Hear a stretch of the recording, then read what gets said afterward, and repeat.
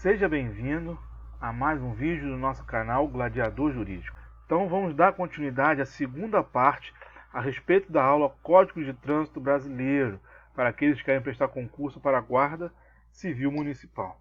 Então nós vamos dar continuidade ao assunto das normas gerais de circulação e conduta. Então, nessa aula, nós vamos tratar as normas do trânsito de veículos nas vias terrestres abertas à circulação. Então, vamos falar a respeito de algumas normas que o Código de Trânsito Brasileiro ele disciplina para a circulação do trânsito de veículos nas vias terrestres.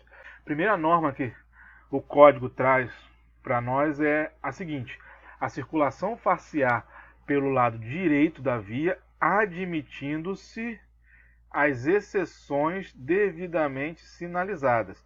Essa parte aqui é importante porque na prova, geralmente, o que a banca vai colocar? Vai colocar o seguinte para pegar o candidato: a circulação far-se-á pelo lado direito da via, não admitindo exceções. Então, se tiver isso na prova, agora que você está assistindo aqui o nosso vídeo no Gladiador Jurídico, se ligando nessa dica, opa, não vou cair nessa pegadinha não. Próximo, o condutor deverá guardar a distância de segurança lateral e frontal entre o seu veículo e os demais veículos, bem como em relação ao bordo da pista, considerando-se, no momento, a velocidade e as condições do local da circulação do veículo e as condições climáticas. Inciso 3 do CTB fala o seguinte: quando veículos transitando por fluxos que se cruzem se aproximarem de local não sinalizado, isso é importante, se aproximarem de local não sinalizado, terá preferência de passagem. E aí ele vai dar as regras. Por que isso é importante? Porque se o local tiver sinalização, tem que seguir a sinalização que estiver no local. Então vamos para a primeira regra: quando não houver sinalização. No caso de apenas um fluxo ser proveniente de rodovia, aquele que estiver circulando por ela. Então nós colocamos uma figura aqui para representar essa regra aqui da letra A. Nós vemos aqui que tem o caminhão e o carrinho amarelo. Eles estão circulando pela rodovia. O carro vermelho ele quer adentrar, ele quer entrar na rodovia, ele tem que aguardar a preferência de quem já está aqui, transitando na rodovia.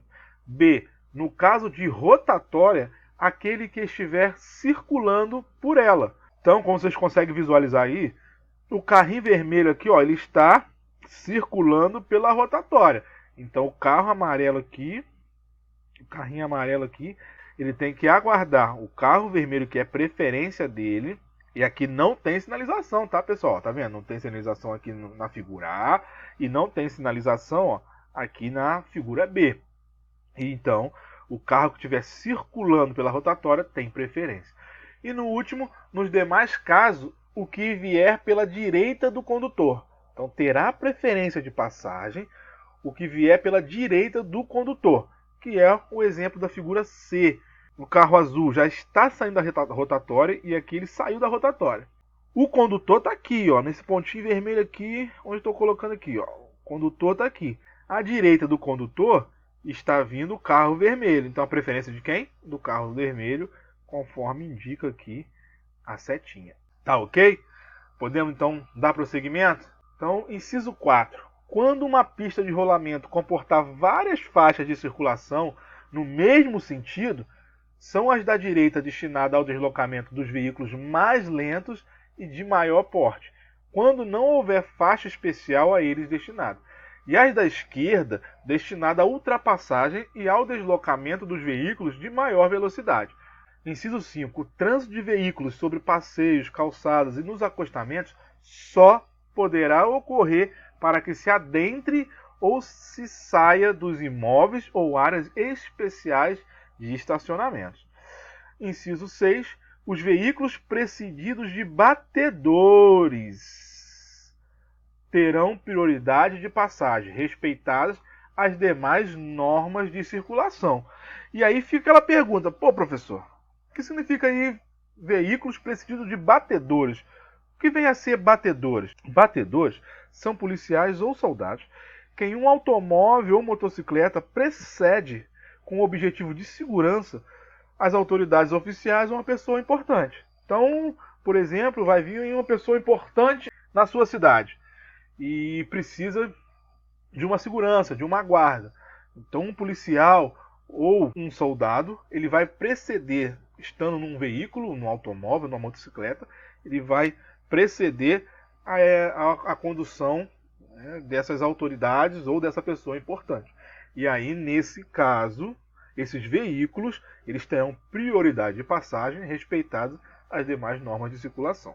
Dando continuidade, vamos para o inciso 7. Os veículos destinados a socorro de incêndio e salvamento, os de polícia, os de fiscalização e operação de trânsito e as ambulâncias, além de prioridade de trânsito, gozam de livre circulação, estacionamento e parada.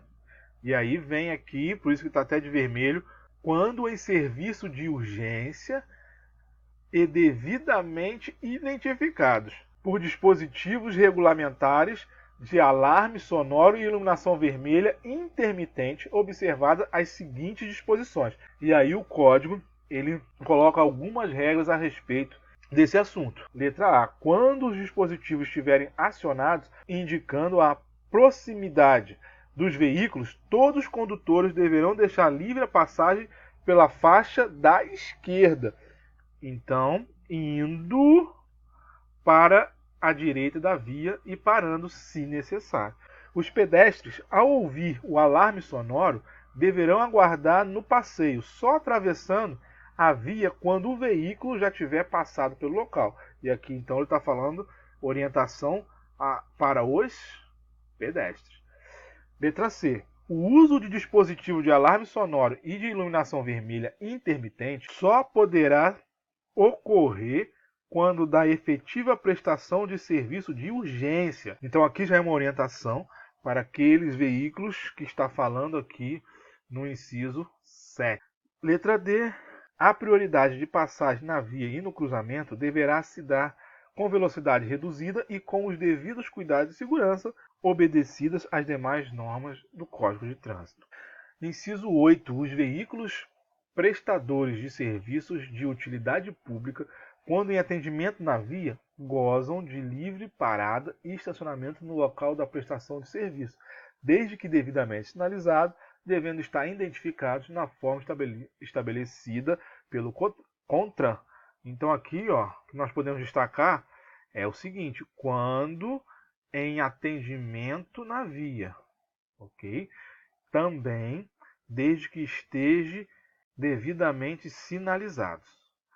E inciso 9 diz o seguinte: a ultrapassagem de outro veículo em movimento deverá ser feita pela esquerda, obedecida a sinalização regulamentar e as demais normas estabelecidas no Código, exceto, esses excetos aqui, a banca gosta demais, exceto quando o veículo a ser ultrapassado estiver sinalizando o propósito de entrar à esquerda.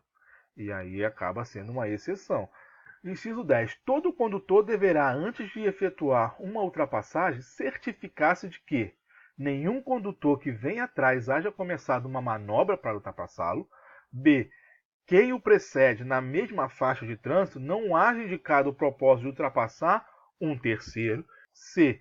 A faixa de trânsito que vai tomar esteja livre numa extensão suficiente para que sua manobra não ponha em risco ou perigo ou obstrua o trânsito que venha em sentido contrário. Inciso 11. Todo condutor, ao efetuar a ultrapassagem, deverá indicar com antecedência a manobra pretendida, acionando a luz indicadora de direção do veículo ou por meio de gesto convencional de braço. B. Afastar-se do usuário ou usuários aos quais ultrapassa, de tal forma que deixe livre uma distância lateral de segurança. C. Retomar, após a efetivação da manobra, a faixa de trânsito de origem, acionando a luz indicadora de direção do veículo ou fazendo gesto convencional de braço, adotando os cuidados necessários para não pôr em perigo ou em risco ou obstruir o trânsito dos veículos que ultrapassou. E o último inciso é o 12, que diz o seguinte: os veículos que se deslocam sob trilhos terão preferências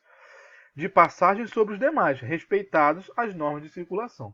Então, nessa segunda parte, falamos somente das normas que estão disciplinadas no artigo 29 do Código de Trânsito Brasileiro. E para finalizar, tem uma observação importante que diz o seguinte: respeitadas as normas de circulação e conduta aqui estabelecida, ou seja, aqui que foi mencionada no artigo 29, em ordem decrescente, os veículos de maior porte serão sempre responsáveis pela segurança dos menores, os motorizados pelos não motorizados e juntos pela incolumidade dos pedestres.